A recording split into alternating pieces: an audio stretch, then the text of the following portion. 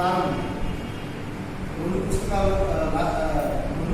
రచనతో ప్రారంభమై అవి డిబేట్స్ ద్వారా ఎంతో ఖ్యాతి గడించి ఇవాళ రెండు తెలుగు రాష్ట్రాల్లో శివశక్తి లేకుండా హిందూ ధర్మం లేదు అనే స్థాయికి ఇవాళ శివశక్తిని మన కర్ణాకర్ గారు పెంచేశారు.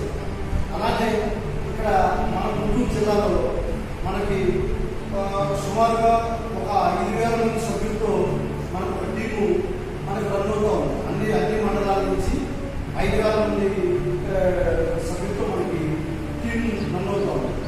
అయితే మన మాజీ అధ్యక్షులు గారు ఈ టీంని ఆయన కుటుంబ కోరికలు ఈ జరిగిన సిచ్యువేషన్ మొత్తం దాదాపు అందరికీ తెలిసే ఉండొచ్చు అనుకుంటాను.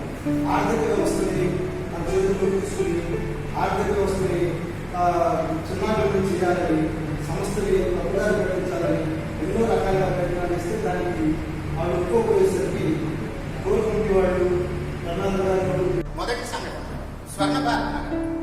ఇతని పేరు సురేష్. స్వర్ణ భారత్ నగర్ లో ఒక విఆర్ఓనో విఆర్ఓ అక్కడ ఏం చేశారు అంటే ఆయనకి ఒక శివాలయం కనపడ్డాడు. ఏం చేశాడు అంటే 1 ఫైల్ మార్నింగ్ అతనికి తోచినట్టు వచ్చి ఆ శివాలయాన్ని అక్కడ పడగొట్టేశాడు. స్వర్ణ భారత్ నగర్ లో దాదాపు చాలా గడప ఉంటుంది. ఎంత గడప ఉంటుంది సార్? ఒక 3,000 గడప దాకా ఉంటుంది స్వర్ణ భారత్ నగర్ లో. డైరెక్ట్ కూల్చేశాడు, ఎటువంటి ఇది లేకుండా వచ్చి. ఇది ఒక ఉదాహరణ. దానికోసం వీళ్ళు అక్కడ పోరాటాలు చేశారు. పోరాటాలు ఇవన్నీ చేసిన తర్వాత అవి సక్సెస్ అయినాయి. ఎలా సక్సెస్ అయ్యాయంటే మనం చెప్పుకున్నాం. ఇటువైపుకి వచ్చేసరికి వీళ్ళది దాసరపాలెం.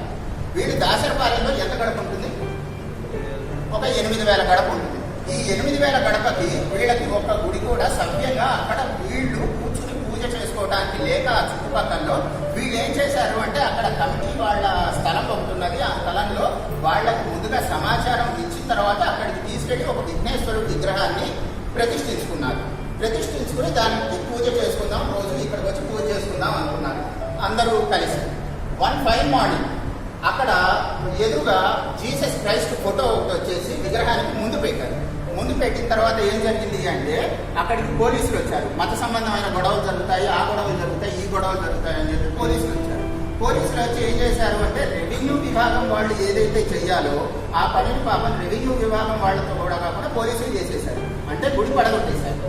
అక్కడ ఉన్న విగ్రహాన్ని అక్కడి నుంచి పెకిలించి తీసుకెళ్లి వేరే చోట పెట్టారు. ఇక్కడ వీళ్ళు సక్సెస్ అయ్యారు. వీళ్ళకి ఎంఆర్ఓ గారు పిలిచి స్థలం కేటాయిస్తాం ఖచ్చితంగా మీరు కట్టుకోవటానికి అని చెప్పి 2 ఆప్షన్స్ ఇచ్చారు. రెండింటిలో ఏది బెటర్ ఆప్షన్ అయితే దాన్ని తీసుకుని వీళ్ళు అక్కడ స్థలం కట్టుకోవడానికి, అది గుడి కట్టుకోవడానికి వీళ్ళు ఆనందంగా ఉన్నారు. వీళ్ళకి ఇప్పటి వరకు కనీసం ఆ పక్కన గుడి కాదు కదా, కనీసం విగ్రహం పెట్టుకుని దాని చుట్టూ తిరగడానికి కూడా ఇంతవరకు వీళ్ళకి అవకాశం కాలేదు. ఇంకా వీళ్ళ మీద ఏం జరిగిందంటే అంటే వీళ్ళ మీద 107 బైండ్ ఓవర్ కేసులు పెట్టారు.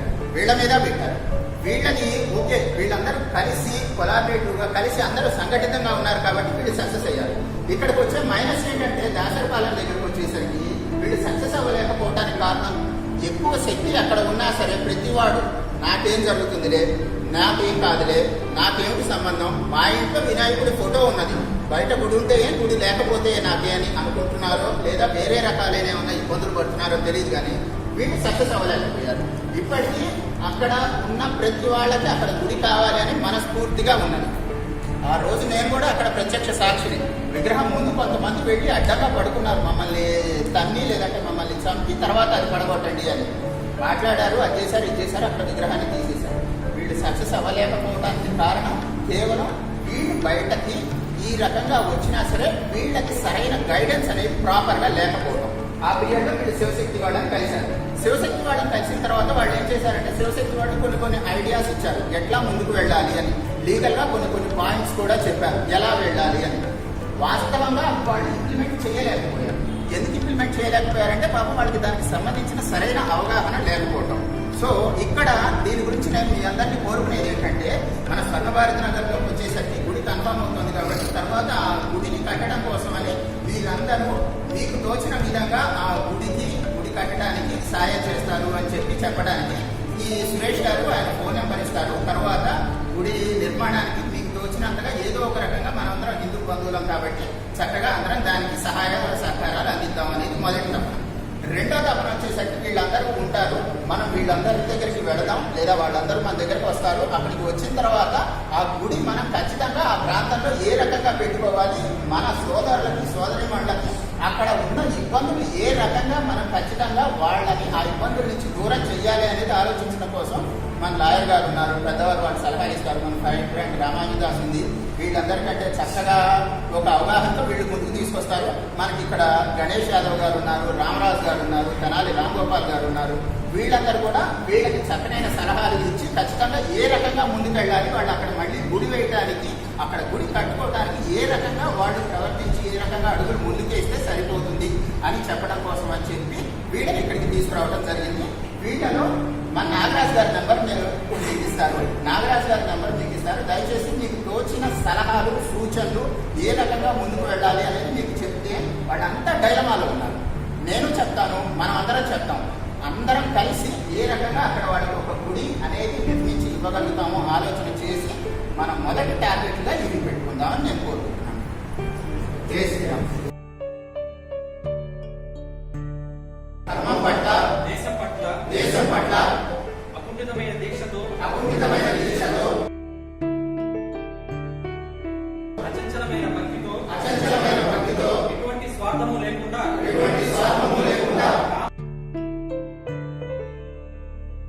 క్రోధ లోభ మోహ మదమాశ్చర్యాలు లేకుండా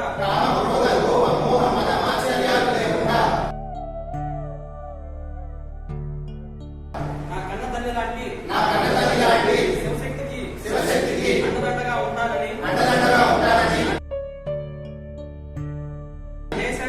దేశాన్ని నా ధర్మాన్ని కాపాడుతూ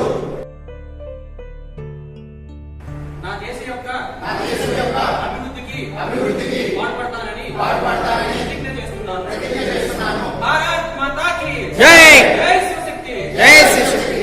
తీసుకెళ్లి పోలీస్ స్టేషన్ లో కూర్చోబెట్టారు. పోలీస్ స్టేషన్ లో కూర్చోబెట్టిన తర్వాత ఏం జరిగిందంటే అక్కడి నుంచి ఒక మాకు 400 నుంచి 500 మంది దాకా ఇంకా ఎక్స్ట్రా ఇదే ఏం చేశారు అంటే పోలీస్ స్టేషన్ లో ఉన్న మా మీదకి మమ్మల్ని కొట్టడం కోసం అని చెప్పి వచ్చారు. పోలీసులు పాపం వాళ్ళని బాగా కంట్రోల్ చేశారు. పోలీసులకి తలపించిన భారం అయిపోయింది అక్కడ. సరే అయిపోయింది. అక్కడి నుంచి అర్ధరాత్రి మమ్మల్ని ఏం చేశారు అంటే జడ్జి గారి దగ్గరికి తీసుకెళ్లారు. తెల్లవారులో 4:30 ఆ టైంలో జడ్జి గారి దగ్గరికి తీసుకెళ్లారు. అట్నుంచి అటు ఒంగోలు సబ్ జైలుకి పంపారు. ఒంగోలు సబ్ జైలుకి పంపించినప్పుడు ఇక్కడ నేను చెప్పే అనుభవాలు ఏంటంటే, మొదటి జైల్లో రామరాజు గారు, గణేష్ యాదవ్ గారు, మన శ్రీరామ్ యాదవ్ గారు వచ్చేదాకా నాకు ఒంటి మీద చొక్కాలి. సో అది తీసేసేయండి. లోపల ఏం జరిగిందంటే ఫస్ట్ రోజు ప్రతి వాళ్ళకి పనులు అలాట్ చేస్తారు, బ్యారెక్లు అలాట్ చేసి పనులు అలాట్ చేస్తారు. ఫస్ట్ రోజు నాకు ఎలా పని ఏంటంటే వీళ్ళు దొడ్డు కడగడం. సరే అక్కడికి వచ్చి అందరినీ నుంచో పెట్టారనమాట. నువ్వేం చదువుకుంటున్నావు అని. నేను MBA చదివానని చెప్పాను. సరే నా అదృష్టం కొద్దీ నేను చదువుకున్న దీనికి ఏం చేశారంటే, సరే నువ్వు ఈ వదిలే, నువ్వు అటు వెళ్ళి తోట పని చేయాలి చెప్పి నేను పక్కకు పడతాను. బతికించారా దేవుడు అని చెప్పి నేను పక్కకు వచ్చాను. పక్కకు వచ్చిన తర్వాత బయట ఏం జరిగింది ఏమిటి అనేది నాకు తెలియదు. జైల్లో సూపరింటెండెంట్ అని ఒక ఆయన ఉంటారు. ఆయన మమ్మల్ని పిలిచారు. నీ పేరేంటి? హర్ష. ఏం చేస్తూ ఉంటావు? వివరాలన్నీ చెప్పారు. ఓకే, ఇక్కడ మీకు ఎవరు ఎటువంటి ఇబ్బందులు కలిగించరు, ఎవరైనా ఏదైనా ఇబ్బందులు కలిగిస్తే నేను చూసుకుంటాము, ఏదైనా ఇబ్బంది ఉంటే నాకు చెప్పు, కొద్దిగా తోట పని ఇటువంటివి చిన్నవి చదువుతారు, మిమ్మల్ని ఎవరు ఇబ్బంది పెట్టారు. అయిపోయింది. నాకు తెలియదు. నేనేమనుకున్నానంటే నేను చాలా గొప్పని, నాకు నా మొహం చూసి నా మొహంలో అన్నం చూసి ఈయన పిలిచాడేమో, పోనీలే అనుకున్నాను. బయటకు వచ్చాక తెలిసింది ఆ లోపల పనిచేసే వాళ్ళు కూడా RSS సాంస్కృతిక పరులు, హిందుత్వం మీద అభిమానం ఉన్న వాళ్ళు దైవభక్తి ఇటువంటి దేశభక్తి కలిగి ఉన్న వాళ్ళు, అక్కడ మనం ఏ తప్పు చెయ్యలేదు అని వాళ్ళకి తెలిసింది అని. ప్రతి వాళ్ళు ఏదైనా ఒక ఘనత సాధిస్తే నేను జైలుకెళ్ళింది ఘనత అని చెప్పట్లేదు. జైలు లోపల వాళ్ళు నన్ను చూసింది నాకు ఘనత అంటూ నేను ఫీల్ అయిపోయాను. బయటకు వస్తే ఏం లేదు, వెనకాల వాళ్ళు మనం చేసిన పనిలో మంచి ఉన్నది కాబట్టి ఆ మంచిని తోడ్పడటం కోసం మనం ఎదుర్కొన్న ఈ ఇబ్బందిని దాటించడం కోసం ఆ లోపల నాకు వాళ్ళు ఆ రకమైన హెల్ప్ చేశారు. ఇది అయిపోయింది. నన్ను రిలీజ్ చేశారు. సరే అక్కడ బెయిల్ కోసం జరిగిన సంఘటనలు కానీ గొడవలు కానీ ఒకసారి వేయటం, దాన్ని రిజెక్ట్ చేయడం, దానికోసం చాలా మంది ఇది చేయడం చాలా చేశారు. నన్ను ఇంటికి తీసుకొచ్చారు. ఇంటికి తీసుకురాగానే ఏం జరిగిందంటే మా ఇంటి దగ్గరికి 1-2 రోజులు ఎవరు రాలా. మా నాన్నగారు మాత్రం నాకు ఒకటి చెప్పారు చక్కగా, అరే నువ్వు పుట్టగానే ఏంటంటే మనది ధర్మ సిద్ధాంతము, ప్రతి హిందువు ఏంటంటే ధర్మ సిద్ధాంతాన్ని ఖచ్చితంగా అనుసరించి తీరాలి. నువ్వేంటంటే పుట్టగానే పైనుంచి భగవంతుడు ఫలానా 2018 ఏప్రిల్ 15వ తారీఖు నుంచి 23వ తారీఖు దాకా నువ్వు జైల్లో ఉండాలి అని రాసింది. కాబట్టి నువ్వు లోపల ఉన్నావు. ఇది నీకు రేపు పొద్దున పెళ్ళి అవుతుంది. ఖచ్చితంగా కొడుకో కూతురో పుడతాడు. వాడికో కొడుకు పుడతాడు. వాడు ఫ్రెండ్స్తో బయటకు వెళ్తాడు. బయటకు వెళ్ళినప్పుడు ఏం చేస్తారంటే మాట్లాడుకుంటూ నీ మనవాడు ఫ్రెండ్ ఏమంటాడంటే, ఒరే మీ తాత ఫలానా రోజు జైల్లో పడ్డాడు కదరా, ఏం చేశాడు? అప్పుడు నీ మనవాడు ఏం చేస్తాడంటే కాలు ఇట్లా ఎగరేసి, అరే నా తాత ధర్మం కోసం అంతమంది వాళ్ళతో గొడవ పడి కూడా అక్కడి నుంచి జైలుకి వెళ్ళి లోపలికి వెళ్ళి వచ్చాడు అంటారు. ఇప్పుడు నువ్వు మంచి పని కోసం వెళ్ళావు కాబట్టి మంచిగా ఇట్లా జరిగింది. అదే నీ దరిద్రం తిరగబడ్డది అనుకుందాం. నీ దరిద్రం తిరగబడ్డది. నువ్వు జైలు కట్టమైతే కన్ఫర్మ్. నీ కర్మలో రాసున్నది ఎవ్వడు తప్పించలేడు. నువ్వు జైలు కట్టెళ్ళావు, ఈ అమ్మాయి చేయి పట్టుకును, లేదంటే ఎవడో ఒకటి దగ్గర 10 రూపాయలు 10 రూపాయలు కొట్టేసు, లేదంటే ఏదైనా గిల్లి కజ్జాలు పెట్టుకుని గొడవ పడో లోపలికి వెళ్తావు. మళ్ళీ సేమ్ పెళ్ళి అవుతుంది. మళ్ళీ కొడుకు కూతురు, మళ్ళీ వాళ్ళకి కొడుకు ఎవరో ఒకరు వస్తారు మనవాళ్ళు, మళ్ళీ రిపీట్. ఇద్దరు ఫ్రెండ్స్ బయటకు వెళ్తారు. అరే మీ తాత ఫలానా రోజు జైల్లో ఉన్నారంట కదరా అప్పట్లో అంటారు. మా తాత పెద్ద దొంగనా కొడుకు అమ్మాయిని తగ్గిపోతూ ఉంటాడు. ఈ రకంగా మాట్లాడుతుంటారు. అంటే ఏంటంటే మనం ఏం చెయ్యాలి, ధర్మంగా ఎలా చెయ్యాలి, ధర్మంగా వెళ్తే మన నెత్తిన వచ్చి పిడుగుపడ్డ ఈ ఎడ్జి దాకా వచ్చినా సరే దాన్ని పక్కకు తీసుకెళ్ళడానికి భగవంతుడు ఉంటాడు. భగవంతుడి రూపంలో మన చుట్టుపక్కల సంఘంలో జనాలు ఉంటారు. ఎక్కడ మేము ఒంటరి, మాకెవరూ లేరు, ఈ రోజుల్లో మనకేమీ కాదు అనే భావన మాత్రం దయచేసి అందరూ బ్రెయిన్లలోంచి తీసేయాలని కోరుకుంటున్నాను. ముఖ్యంగా దాసరి ఉంటారు. కాకపోతే భగవంతుడు చెప్పినట్టు ఇది సినిమా డైలాగ్ అయితే కాదు. ఏదన్నా సరే చూడటం చేయటం కాస్త లేట్ అవ్వటమేమో కానీ భగవంతుడు ధర్మాన్ని తప్పక నిలబెట్టి తీరుతాడు. ఖచ్చితంగా నిలబెట్టి తీరుతాడు. కాబట్టి మన గణేష్ గారు చెప్పినట్టు మీరు అక్కడ చిన్న కార్యక్రమాలు స్టార్ట్ చేయండి. రేపు పొద్దున కార్తీక మాసం వస్తుంది. కార్తీక మాసంలో దీపోత్సవం లాంటిది ఒకటి పెట్టుకోండి. ఎవ్వరు రావట్లేదు అనుకుంటామా, మీ ఇంటి ముందు మీరు ఒక దీపం పెట్టండి. అతి పెద్ద అత్యంత గొప్పదైన చీకటి కూడా ఒక చిన్న దివ్వే దాని వెలుగుతో మొత్తాన్ని నాశనం చేసినట్టు.